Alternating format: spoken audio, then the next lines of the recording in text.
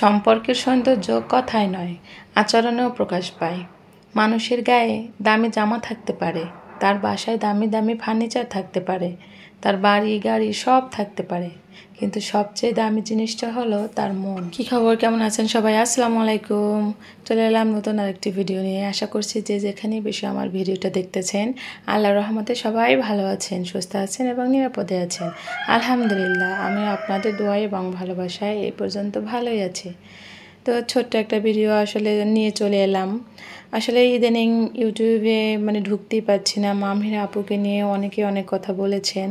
তো অনেকের ভিডিও আসলে আমি দেখেছি। আসলে সবার কমেন্ট বক্সে এত কিছু বলা যায় না, তাই ভাবলাম বড় বড় ইউটিউবার যত আপুরা আছে আসলে তারা তো সবাই এসে আমাদের মতো আসলে ছোট ছোট ইউটিউবদের অনুপ্রেরণা। তো তাই ভাবলাম ছোট্ট একটা ভিডিও করি, আর সেই ভিডিওর ভিতরেই আসলে আমার যে মন্তব্যটা সেটা আপনাদের সবার কাছে পৌঁছে দিই। তো ভিডিওর শুরুতে কিন্তু আমার সিঙ্গোনিয়াম গাছগুলো আপনাদের দেখালাম, খুব ভালো গ্রো করেছে। আসলে আজকে ভিডিওর ভিতরে যা দেখাবো সেটা নিয়ে একটু কম কথা বলবো, আপনি একটু দেখে নেবেন। সে যাই হোক, চলে আসি আসলে মূল টপিকে। তো আসলে এই ইউটিউবে এমন অনেক বড় বড় আপুরা আছেন যাদের কাজ দেখে সত্যিই আমি অনুপ্রাণিত হই। কেউ কেউ সংসার সামলে ঘরকে সাজায়, আবার কেউ কেউ রান্না করে, কেউ তার জীবনের ছোট ছোট গল্প বলে, এমনভাবে বলে যেন মনে হয় আসলে আমরাও পারি।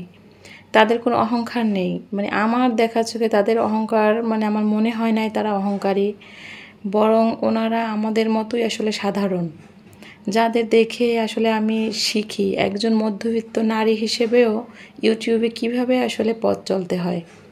যেমন মামহিরা আপু বাংলাদেশের একজন টপ ব্লগার আমার চোখে দেখা। তো আরও অনেক আপুরাই আছে, কিন্তু তার ভিডিও আমার কেন জানি খুবই ভালো লাগে। সে এত সুন্দর করে কথা বলে, সাবলীলভাবে ভিডিও মেক করে। তাছাড়া তার ভিডিও থেকে অনেক রান্নাবান্না শেখা যায়। তাছাড়া তার লাইফস্টাইল যেরকম, সে তো সেরকমই ভিডিও করবে, তাই না? আল্লাহ তাকে সব দিয়েছেন, সুস্থ রেখেছেন, সে তার ভালো লাগা থেকেই ভিডিও করেন। এখন যাদের লাইফস্টাইল যেরকম, সে তো সেরকমই ভিডিও বানাবে নাকি। এখন যাদের লাইফস্টাইল এরকম আপুর মতো ভালো, ফ্যামিলিতে বিলং করে, আসলে সেই সব আপুরাই বেশি তাকে ভালোবাসেন। সবাইকেই যে তার ভিডিও দেখতে হবে সেরকম তো কোনো কথা নেই। ভালো না লাগলে ইগনোর করা যায়, যে তার ভিডিও দেখলে শুধু শখ জাগে বা ঘর সাজাতে মনে চায়, তাহলে দেখবো না তার ভিডিও। কিন্তু তাই বলে কারো নামে কোনো খারাপ মন্তব্য করা ঠিক নয়। সবসময় একটা কথা মনে রাখবেন, আপনি যখন ভালোবাসা দিয়ে অন্যকে সম্মান দিবেন, আল্লাহও আপনাকে সম্মানিত করবেন ইনশাআল্লাহ। মামহিরা আপুকে তো এখন আর আসলে ভিডিও বেশি দিতেই দেখি না। তারপর তার ভালোবাসার মানুষের অভাব নেই। সে যদি 6 মাসও একটা ভিডিও ছাড়ে, তবুও তার ভিডিওতে লাখ লাখ ভিউজ হয়। সে যাই হোক, আল্লাহ তাআলা তাকে সফলতা দিয়েছেন, দোয়া করি সব আপুরাই তার মতো হন, বা তার মতো না হলেও যার যার মতন করে যেন সফলতা পায়। আমি কিন্তু নতুন একজন ইউটিউবার, 1 বছরও হয়নি আমি একটা ছোট্ট চ্যানেল খুলেছি। মামহিরা আপুর ভিডিও হঠাৎ করে একদিন আসলে আমার সামনে এসেছিল, তখন আমি জানতামও না সে যে টপ ব্লগার বা সে যে ব্লগ কি, এরকম কিছু চিন্তাভাবনাই আসলে আমার ভিতরে ছিল না। হঠাৎ করে চলে এসেছে, তো দেখে নিয়েছি, ভালো লেগেছে মোটামুটি।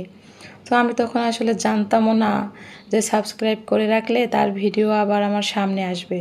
তারপর সাবস্ক্রাইবও করিনি, আর তার ভিডিও আসেনি, আর দেখিও নেই। তবে আমি যখন বুঝতে পেরেছি যে আমার ছেলে স্পেশাল বেবি, তখন আসলে আমি ডিপ্রেশনে চলে গিয়েছিলাম প্রায়। ছেলের কথা ভাবতে ভাবতে আসলে প্রায় পাগল হয়ে যাচ্ছিলাম, কিছুই ভালো লাগতেছিল না। তো অনেক থেরাপি দেওয়ার পর যখন আমার ছেলেটা কথা বলতে শুরু করেছে, তখন একটু স্বস্তি পেয়েছি আল্লাহর রহমতে। তখন আমার আসলে ছোট্ট ভাইয়ের ছোট্ট ভাই অনুপ্রেরণা দিয়েছিল আমাকে একটা চ্যানেল খুলতে, যে তুই অনেক কিছু পারিস, তো তুই চ্যানেল খুলতে পারিস, তুই যা করিস বা আদেলকে নিয়ে যা করিস সেটা নিয়ে আসলে ভিডিও ছাড়বি। তো তার অনুপ্রেরণায় আমি ছোট্ট একটা চ্যানেল খুলি, সেই আমাকে আসলে সাহায্য করেছিল চ্যানেল খুলতে। তো প্রতিদিন শর্টস ছাড়ি আর মাঝে সাঝে লং ভিডিও ছাড়ি, কিন্তু আমার লং ভিডিওতে তেমন ভিউজ নাই। ভিডিও তবুও আসলে আমি ছাড়ি, কারণ আমার কিছু পছন্দের আপুরা আছেন যাদের ভিডিও আমি একবার না বারবার দেখি, মানে কেন জানি ভালো লাগে। তাছাড়া নতুন কিছু শিখতে পারি, যেমন পুষ্পা লাইফস্টাইলের পুষ্পা আপু কি সুন্দর করে কথা বলে, তার ভিডিও আমার কাছে খুব ভালো লাগে, তার কথাগুলো মামহির আপুর মতোই ভালো লাগে।